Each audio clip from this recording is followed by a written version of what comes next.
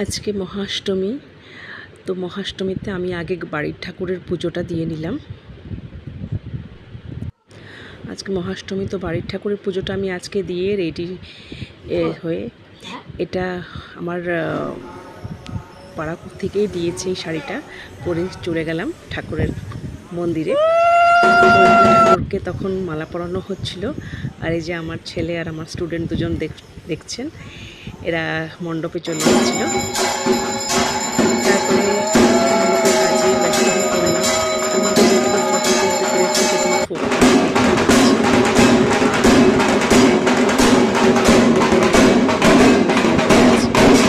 মানে বলতে পারলাম না, আমি অনেকগুলো তুলতে পারিনি কারণ পুজোর কাজে প্রচণ্ড ব্যস্ত ছিল, ফটো তুলতে পারিনি। আর প্রচুর ফুল ফল ঠাকুরের সব কিছু চলেও এসেছিলো। আর আমাদের এখানে যে বারবারই পুজোটা হয় সেখানে চাল কুমড়ো বলি হয়, কিন্তু এবারে যেহেতু নতুন ব্রাহ্মণ এসছে উনি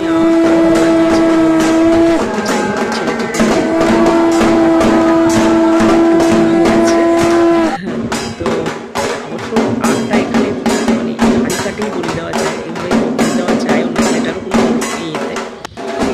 যাই হোক, আমাদের আজকে পুজোটাও হয়ে গেল। পুজো অনেকটাই আগুন লেগে গেছিলো ইয়েতে, অনেকটাই আগুন লেগে গেছিলো। আর আমাদের ঠাকুরকে অনেক মালা পরানো হয়েছে আজকে।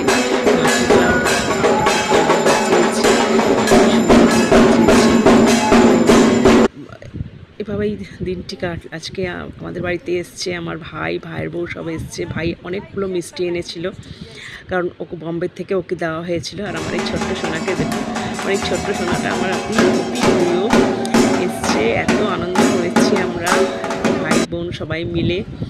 তো ভাই আসার সময় এই মিষ্টি নিয়ে এসেছিলো। আর বাড়িতে তো এমনিতে দুর্গাপুজোর সময় মিষ্টি একটু থাকতেই হয়, কারণ সবাই আসে ঠাসে, সেই জন্য। আর আমার ভাইয়ের বউ আমার জন্য কত কিছু এনেছে দেখুন, একটার পর একটা চুড়ি, তারপর মায়ের জন্য চুড়ি, লাইট, সবাইয়ের জন্য সব কিছু এনেছে। এটা তো ভীষণ দুষ্টু। আর আমার মনটা খুব খারাপ হয়ে গেল, কারণ আমার ড্রেসটা একদম বাজে করে দিয়েছে। যে টেলার যাকে দিয়েছিলাম গাউন বানাতে, করে দিয়েছে কুর্তি। তো মনটা খুব খারাপ ছিল, তাছাড়া মোবাইলটাও হাত দিয়ে পড়ে ভেঙে গেছিলো। মনটা খারাপ ছিল ভীষণ।